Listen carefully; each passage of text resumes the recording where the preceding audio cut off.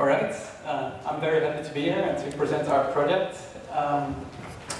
My name is Hugo, as Abby said, and I'm one of the project members. Some other project members were listed on your schedule, but they couldn't make it today. Web Art, it stands for Web Archive Retrieval Tools. It's a project in which we intend to develop new methods and tools for using archives for research. First of all, the title is Facilitating Scholarly Use of Web Archives. That's a very, very broad title, but our presentation is a little bit more specific. We're going to focus on a specific use case of the Dutch Web Archive and tools that we developed for that, and the use of these tools by researchers. First of all, a tag cloud.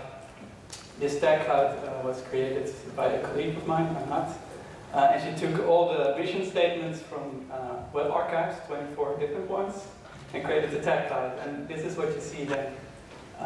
Many words, especially preservation, information, future heritage, etc. are there, but research is still a bit small in this tag cloud. But of course we see this changing right now, and also this day is an example of that, and there's more and more interest in the research aspects of these web archives. And we hope to contribute to this in our project. The Web Art project is part of a larger Dutch program called CATCH, Continuous Access to Cultural Heritage. This is a program in which research institutions and cultural heritage institutions collaborate to make their content more accessible, both to the broader audience as to researchers. And this project will run until 2016. We're running now for almost a year. And the people involved are here. There are people from the Center for Mathematics and Informatics, the University of Amsterdam, and of course the National Library of the Netherlands, because they provide data. And just very in short, the goals of the project. Firstly, to evaluate current creation and selection procedures of web archives. Another thing is to get insights into the current use of web archives. And the third thing is to develop new methods and tools for research using web archives. And I mentioned the KB, the Dutch National Library, already. They have a selective archive with web data. Right now there's 4,000 or 5,000 websites that have been selected and are archived on a regular basis. This archive now totals in about 7 terabytes. And the content of the archive, I don't know if you people know the royal family in the Netherlands. Next week there will be a major event in which the Dutch queen will abdicate and her son will take over on the left. And here we took the approach that Helen Knox did. She presented at a seminar we organized last week, and we took screenshots of the web archive, and if we zoom in, we see them. So, thank you, Helen, for the idea. I hope you don't mind that we stole it. Okay. And so if we zoom in, then we see the Wayback Machine, and that's the current interface to the data in the National Library of the Netherlands. One of the aims of our pilot project, so the first year, which is almost ending, is to develop a full-text search engine for this data. I will now discuss an initial pilot in which we used a selective dataset from this archive, which is a Dutch news aggregator called nu.nl. We extracted all the crawls which were daily of nu.nl from the Dutch web archive, and also used Common Crawl. Do people know Common Crawl? Yeah, it's an open web crawl which is accessible to for researchers. So we also extracted the nu.nl data from that archive, and then from the 2012 crawl, and then we built a system to provide access to this data.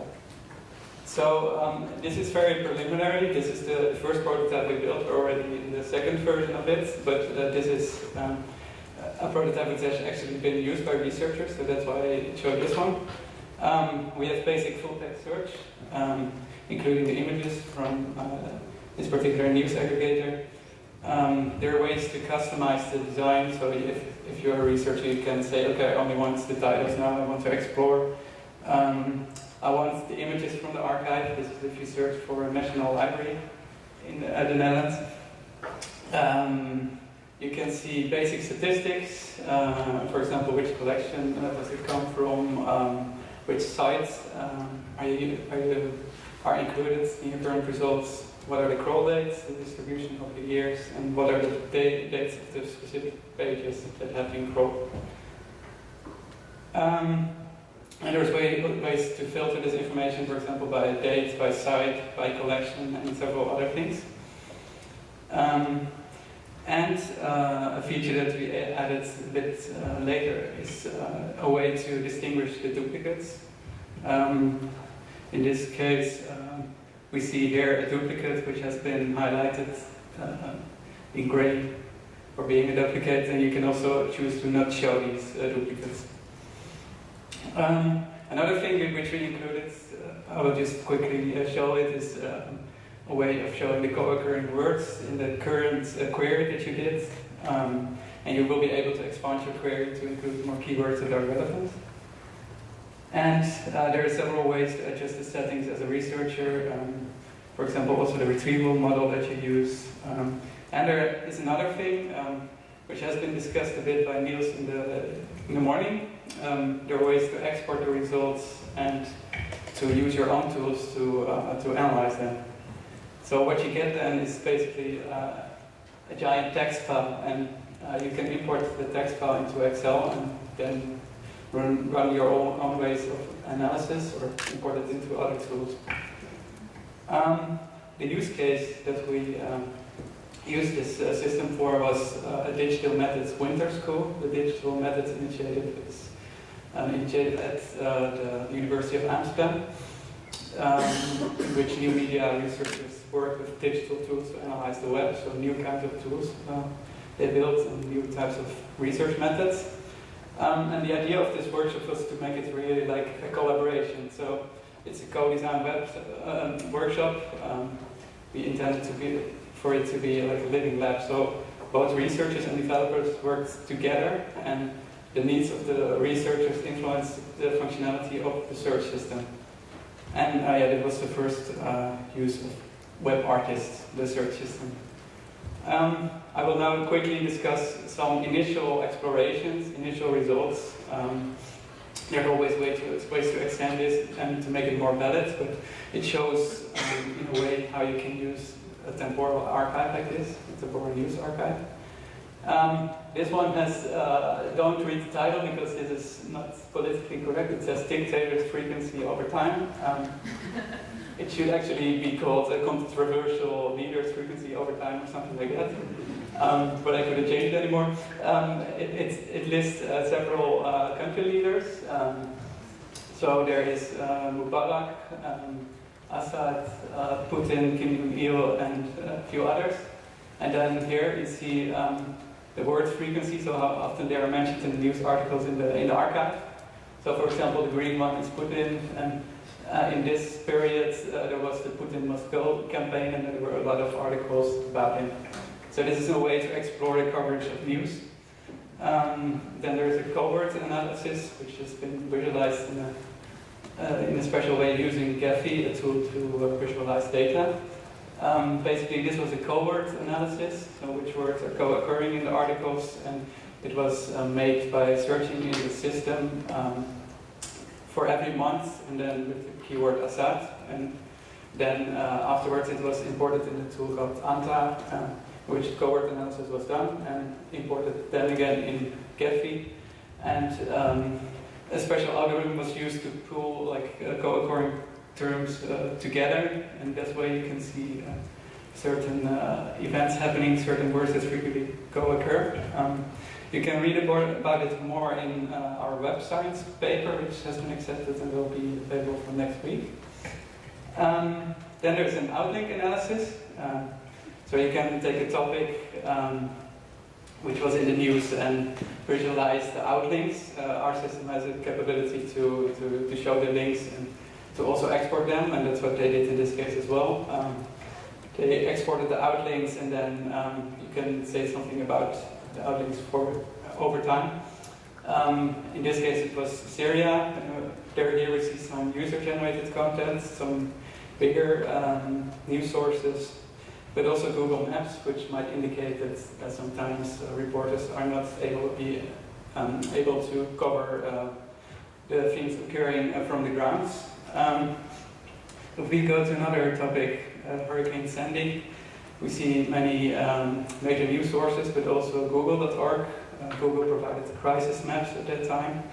And we see Bruce Springsteen, that organized a relief concert at that time, we found out. And US elections. The interesting thing here is that there were also a lot of entertainment media reporting on this, and a lot of outlinks to these media. In this Dutch news aggregator, entertainment news is covered side by side with like serious news.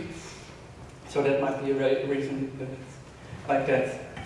And then another thing that the researchers did was a geo-mapping of the locations, the wire services, the news agencies reported from. This was extracted from the HTML code and from the pages themselves. And then they looked at the introduction, the city name that it was reported from, and the name of the news agency, for example, AFP or Reuters.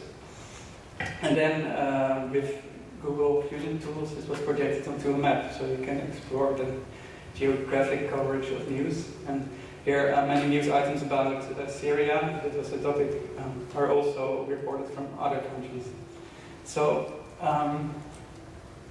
there's one more thing that I'd like to show, which is the temporal image analysis, which you can do using the interface, so you can order the results by time and see the images that are related to it. And you can export the results that you're currently seeing. For example, if you search for Mubarak, you can export all results to a timeline and then view it in like a chronological way.